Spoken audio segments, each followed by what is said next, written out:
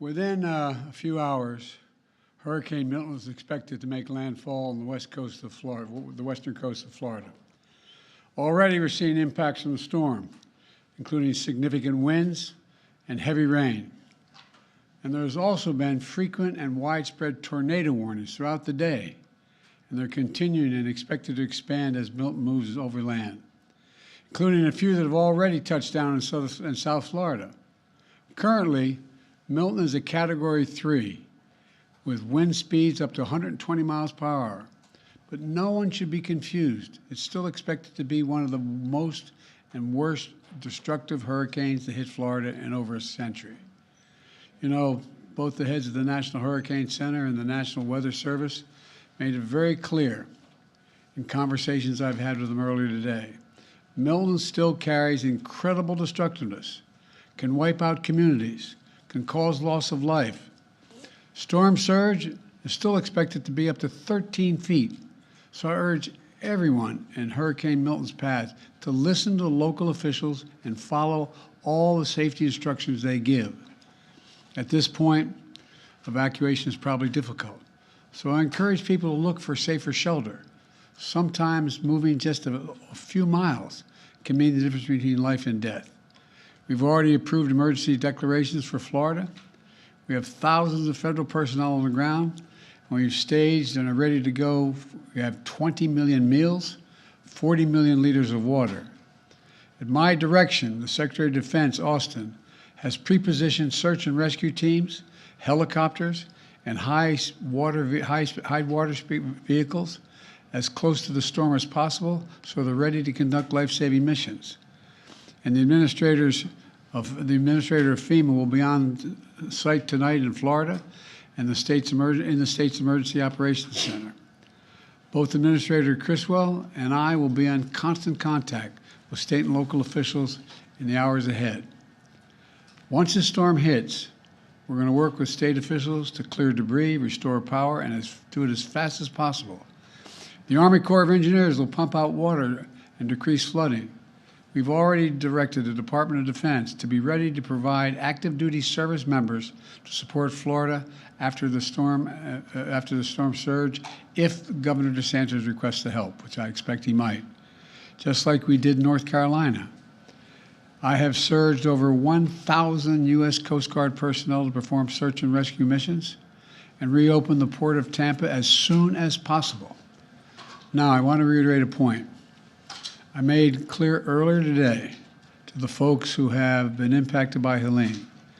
this impact and will be now impacted by Milton. Over the last few weeks, there's been a reckless and irresponsible and relentless promotion of disinformation and outright lies about what's going on.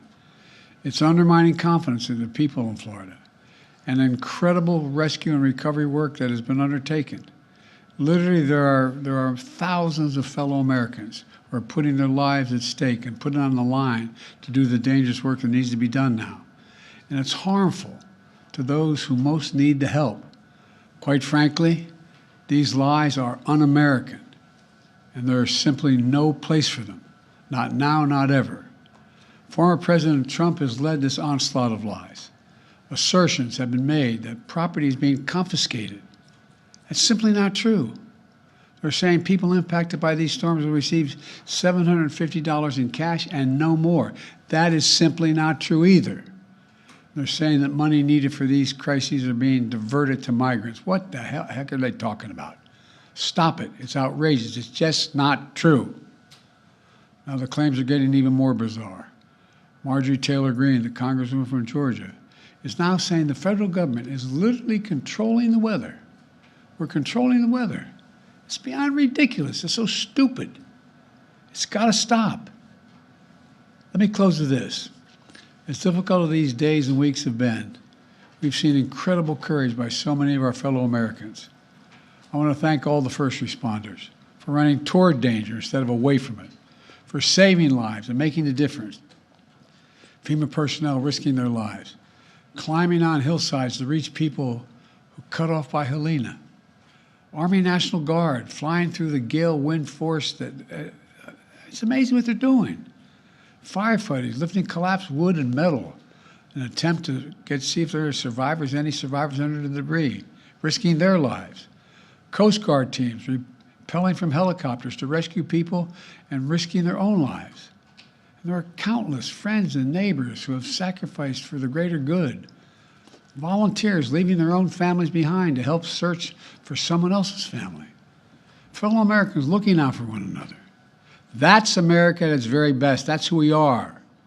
So my final message tonight is to the people of Florida and all the impacted states. We've got your back. We've got your back. And Kamala and I will be there for as long as it takes to rescue, recover, and rebuild. May God bless you all, and may God protect those serving in the eye of this storm on behalf of our nation. Thank you. Why do you think Trump is spreading misinformation? Why do you think former President Trump has sent testing kits to President Putin during the height of the pandemic? Do you have a comment, sir? Why do you think Trump Speaking of un-American.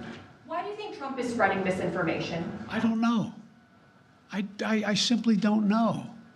You can speculate, but I just find it, I know I've used the phrase more than I've used it ever in my whole career, un-American. It's un-American. It's not who the hell we are. What are they talking about?